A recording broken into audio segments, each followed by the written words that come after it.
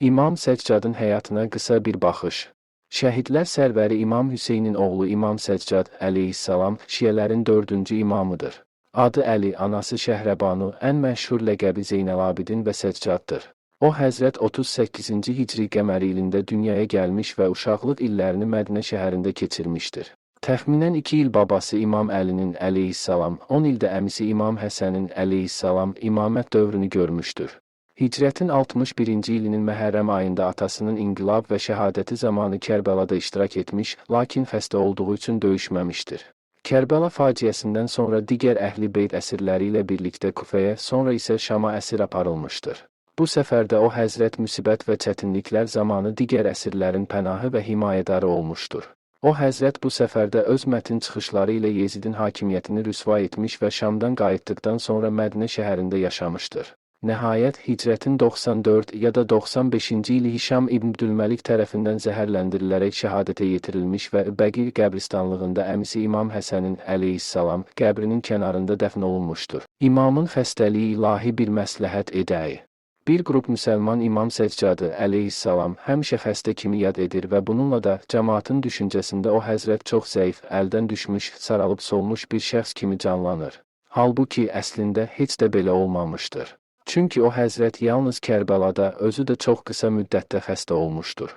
Kərbəla hadisəsindən sonra isə sağalmış və təxminən 35 il digər imamlar kimi sağlam bədənlə fəaliyyət göstərmişdir. Şübhəsiz o Həzrətin Kərbəla hadisəsindəki müvəqqəti xəstəliyi Allahın bir məsləhəti olmuşdur.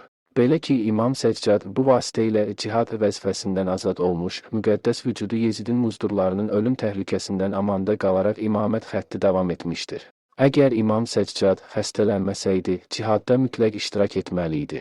Bu təqdirdə atasının başqa oğul və dostları kimi şəhid olar və beləcə imamət nuru birdəfəlik sönmüş olardı. Sibt İbn Cüzi yazır, Əli İbn Hüseyn İmam Səccad xəstə olduğu üçün öldürülmədi. Təzkirətul Xəvvas, səhifə 324. Məhəmməd İbn Səd yazır, Əli İbn Hüseynin əleyhissalam Aşura günü atası ilə olan zaman 23 yaxud 24 yaşı var idi. O, həmin gün xəstə olduğundan döyüşdə iştirak edə bilməmişdir. Ət-Təbəqatul Kubra, cild 5, səhifə 221. Bəli, 4-cü imamın sağ qalmasına səbəb olan xəstəlik ilahi bir məsləhət idi. İmam Səccad, Kərbəla inqilabının carçısı.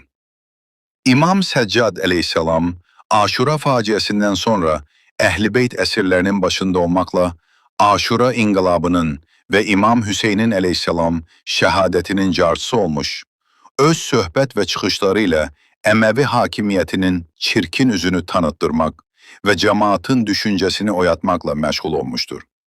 Muaviyyənin dövründən etibarən Əməvilər sülaləsinin Peyğəmbər sallallahu ailəsinin əleyhinə uzun-uzadı təbliğatlarını nəzərə almaqla, şübhəsiz, əgər Əhl-i Beyt əsirləri Əməvilər hakimiyyətinin iç üzünü açaraq cəmaatın düşüncəsini oyatmasaydılar, İslam düşmənləri və hakim dairələr İmam Hüseynin əleyhissalam böyük və həmişə yaşar inqilabını tarix səhifəsindən pozar, onun simasını dəyişdirərdilər. Ancaq İmam Səccadın əleyhissalam, eləcə də digər əsirlərin əsir olduqları müddətdə apardıqları təbliğat İmam Hüseynin əleyhissalam düşmənlərinə bu fürsəti vermədi və Yezidi hər yerdə rüsva etdi.